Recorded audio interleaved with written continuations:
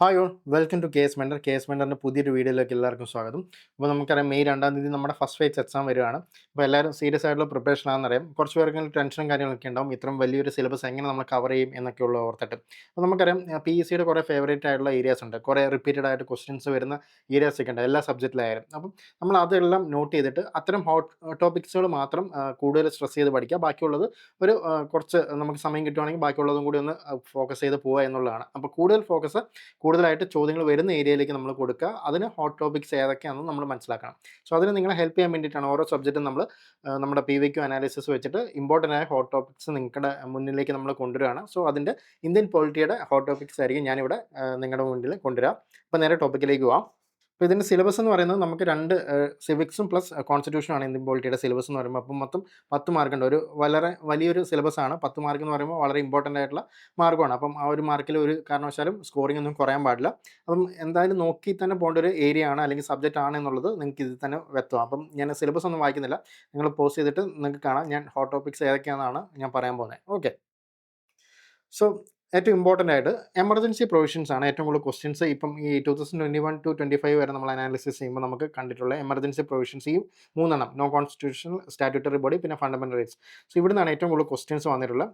അതിൽ തന്നെ emergency provision കൃത്യമായിട്ടൊന്ന് കൂടുതലായിട്ട് നോക്കി പോകാം. നമുക്കറിയാം 18 പാർട്ട് 18 ആർട്ടിക്കിൾ 350 ടു 360 വരെ എമർജൻസിയുടെ ആർട്ടിക്കിൾസ് ആണ്. പിന്നെ 365ഉം എമർജൻസി ആയിട്ട് റിലേറ്റ് ചെയ്തിട്ടുള്ള ഗ്രൗണ്ടിൻ്റെ ഒരു ആർട്ടിക്കിളാണ്, നമ്മുടെ പ്രസിഡൻസ് റൂളൊക്കെ ആയിട്ട് ബന്ധപ്പെട്ട ആർട്ടിക്കിളാണ്.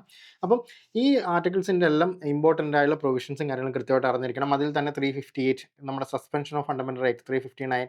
സോ ഇത്തരം ആർട്ടിക്കിളൊക്കെ കൂടുതലായിട്ട് സ്ട്രെസ് ചെയ്ത് പഠിക്കുക. അതിൻ്റെ ഗ്രൗണ്ട്സും കാര്യങ്ങളും ഏതൊക്കെയാണ് എക്സെപ്ഷൻ, 20 and 21 എക്സെപ്ഷൻസ് ഉണ്ട്. സോ അതൊക്കെ ഒന്ന് കൃത്യമായിട്ട് പഠിച്ചിരിക്കുക. ഓക്കെ, പിന്നെ നോൺ കോൺസ്റ്റിറ്റ്യൂഷണൽ സ്റ്റാറ്റ്യൂട്ടറി ബോഡി എന്ന് പറയുമ്പോൾ നമുക്ക് national human rights commission, state human rights commission, then central information commission, state information commission, Lokpal and Lokayukta. So ഇത്തരം ഈ ഒരു 6 ബോഡീസ് ഉണ്ട്. അപ്പം അത്തരം ബോഡീസിനെ കൃത്യമായിട്ടൊന്ന് നോട്ട് ചെയ്യുക, കൃത്യമായിട്ട് അതൊന്ന് പഠിക്കുക. ഓക്കെ, അതിൻ്റെ ടെന്യൂർ കാര്യങ്ങൾ, അതിൻ്റെ റീസെൻ്റ് ആയിട്ടുള്ള അപ്പോയിൻമെൻറ്റ്സ്, പുതിയ ഹെഡുകൾ ആരെങ്കിലും വന്നിട്ടുണ്ടെങ്കിൽ അത്.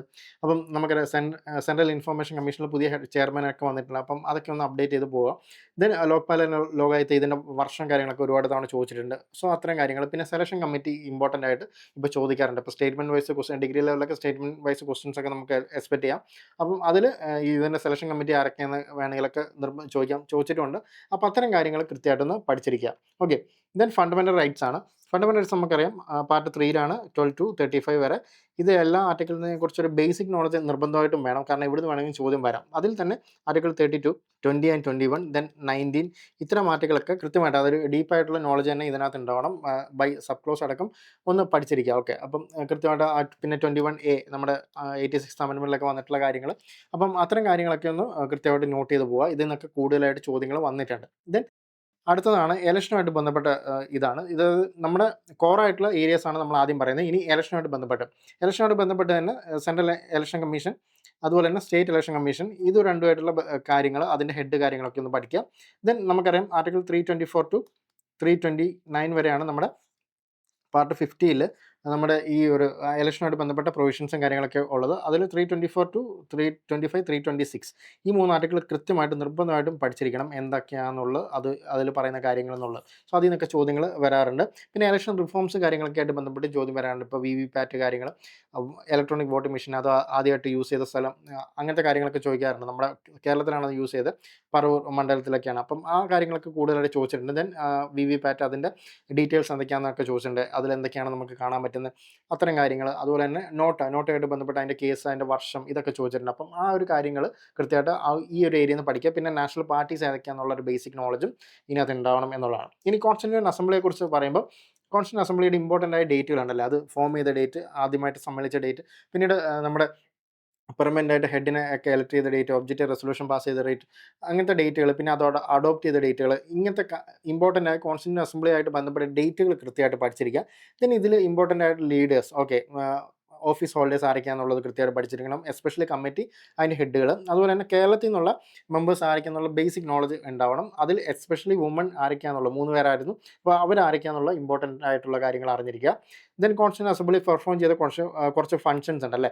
അപ്പം നമ്മുടെ നാഷണൽ ഫ്ലാഗിൻ്റെ അഡോപ്ഷൻ, അതുപോലെ നാഷണൽ ആന്തം, നാഷണൽ സോങ്, ഇതിൻ്റെയൊക്കെ അഡോപ്ഷനും കാര്യങ്ങൾ. അപ്പം അതിൻ്റെയൊക്കെ ഡേറ്റ് കാര്യങ്ങൾ കൃത്യമായിട്ടൊന്ന് പഠിച്ചിരിക്കുക. അപ്പം ആ ഒരു ഏരിയ ആണ് ഇതിൽ നിന്ന് കൂടുതലായിട്ട് ചോദ്യങ്ങൾ വരാറുള്ളത്. ദെൻ കോൺസ്റ്റിറ്റ്യൂഷണൽ അമെൻമെൻറ്റ്സ് ആണ്. ഇത് വളരെ ഇമ്പോർട്ടൻ്റ് ആണ്. ഓക്കെ, ഇതിൽ 100 തൊട്ട് 106 വരെ ലേറ്റസ്റ്റ് ആയിട്ട് വന്നിട്ടുള്ള 106ാമത്തെ അമെൻമെൻ്റ് ആണ്. 106 ആണ്. വുമൺ റിസർവേഷൻ ബില്ലുമായിട്ട് ബന്ധപ്പെട്ട് 2023 വന്നിട്ടുള്ളതാണ്. സോ 100 തൊട്ട് 106 വരെയുള്ള അമെൻമെൻറ്റ്സ് എല്ലാം കൃത്യമായിട്ട് ഏതാണെന്ന് പഠിച്ചിരിക്കണം. ദെൻ ഇമ്പോർട്ടൻ്റ് ആയിട്ട് ചോദിക്കാറുള്ള 73rd, 74th, then 42nd, 44th, 86th, 61, 91st, 92nd. So ഇങ്ങനത്തെ കാര്യങ്ങളൊക്കെ കൃത്യമായിട്ട് അതിനകത്തുനിന്ന് പഠിച്ചിരിക്കുക. ഓക്കെ, ഇതെല്ലാം ഇമ്പോർട്ടൻ്റ് ആയിട്ട് ചോദിക്കാറുള്ള അമെൻമെൻറ്റ്സ് ആണ്. സോ അതൊന്ന് പഠിച്ചിരിക്കണം. ഓക്കെ, ദെൻ ലോക്കൽ സ്റ്റേറ്റ് ഗവൺമെൻറ്റ്സുമായിട്ട് അതുമായിട്ട് ബന്ധപ്പെട്ട അമെൻമെൻറ്റ്സ് തന്നെ ആദ്യം ചോദിക്കാറുണ്ട്. 73rd, 74th ആണ് നമുക്കറിയാം. ദെൻ പാർട്ട് ഏതാണ്, പാർട്ട് 9, 9A, ഇതൊക്കെയായിട്ട് ബന്ധപ്പെട്ട കാര്യങ്ങൾ.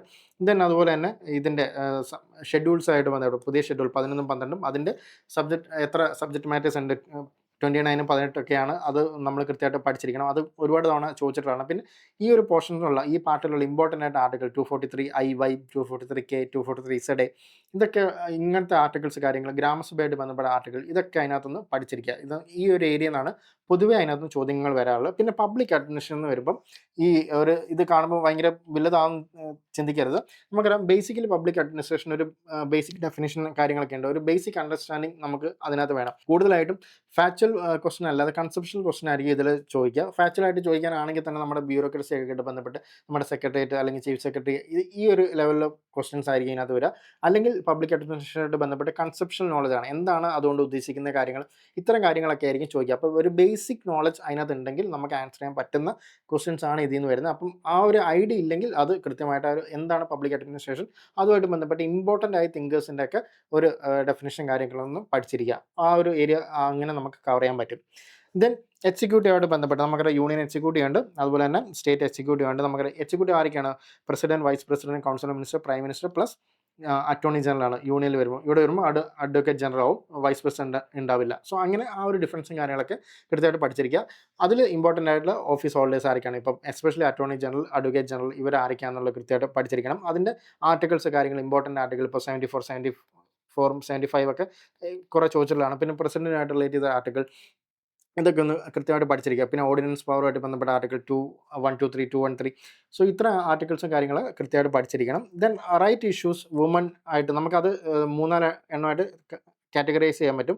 വുമൺ, ദെൻ ചിൽഡ്രൻ റൈറ്റ് ഉണ്ട്, ദെൻ ട്രാൻസ്ജെൻഡർ റൈറ്റ് ഉണ്ട്, അതുപോലെ തന്നെ ഡിസബിലിറ്റി ആയിട്ട് ബന്ധപ്പെട്ട അവരുടെ ആയിട്ട് റൈറ്റുകളുണ്ട്. സോ ഇവർക്ക് വേണ്ടിയിട്ടുള്ള ലോയും കാര്യങ്ങളും കൃത്യമായിട്ട് പഠിച്ചിരിക്കണം.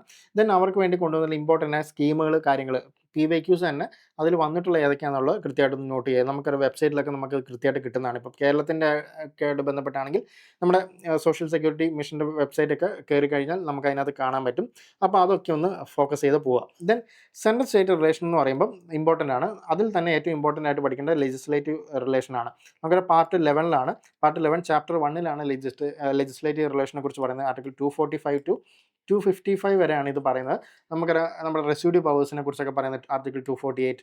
ദെൻ നമ്മുടെ സബ്ജക്ട് മാറ്റർ, അതായത് 7th ഷെഡ്യൂളുമായിട്ട് ബന്ധപ്പെട്ട് ഇത് ഇമ്പോർട്ടൻ്റ് ആയിട്ട് 7th ഷെഡ്യൂളൊക്കെ എല്ലാ തവണയും ഒരു ക്വസ്റ്റൻ അതിനകത്ത് ഇമ്പോർട്ടൻ്റ് ആണ്, ചോദിക്കാറുണ്ട്. അപ്പം അതുമായിട്ട് റിലേറ്റഡുള്ള ഒരു ക്ലാരിറ്റിയും കാര്യങ്ങളൊക്കെ ഉണ്ടാവണം. ഏതൊക്കെയാണ് മീൻസ് 3 ലിസ്റ്റിലായിട്ട് ബന്ധപ്പെട്ട് കിടക്കുന്ന കാര്യങ്ങൾ, അത്തരം കാര്യങ്ങൾ ബേസിക്കലി അറിഞ്ഞിരിക്കുക. ദെൻ സെൻട്രൽ സ്റ്റേറ്റ് റിലേഷൻ, ഏതൊക്കെ സമയത്ത് നമ്മുടെ പാർലമെൻറ്റിന് സ്റ്റേറ്റ് ലിസ്റ്റിൽ നിയമം ഉണ്ടാക്കാൻ പറ്റും. അപ്പോൾ അതുമായിട്ട് റിലേറ്റ് ചെയ്തിട്ടുള്ള ആർട്ടിക്കിൾ 249, 250, 252 ഇങ്ങനത്തെ ആർട്ടിക്കിൾസ് ഒക്കെ അതിനകത്തുണ്ട്. സോ ആ ഒരു ആർട്ടിക്കിളിലെല്ലാം ഇമ്പോർട്ടൻ്റ് ആയിട്ട് പഠിച്ചിരിക്കണം, എന്താണ് പറഞ്ഞിരിക്കുന്നത് എന്നുള്ളത് ബേസിക്കലി ആ ഒരു പോർഷൻ കൃത്യമായിട്ടൊന്ന് നോട്ട് ചെയ്ത് പോവുക. Then basic details of constitution ആണ് നമ്മുടെ അതിൽ തന്നെ ഇമ്പോർട്ടൻ്റ് ആയിട്ട് പഠിക്കേണ്ടതെന്ന് വെച്ചാൽ broad features of Indian constitution ആണ്. Broad features of Indian constitution ഏതൊക്കെയാണെന്ന് നമ്മൾ പൊതുവെ പഠിക്കുന്നതാണ്.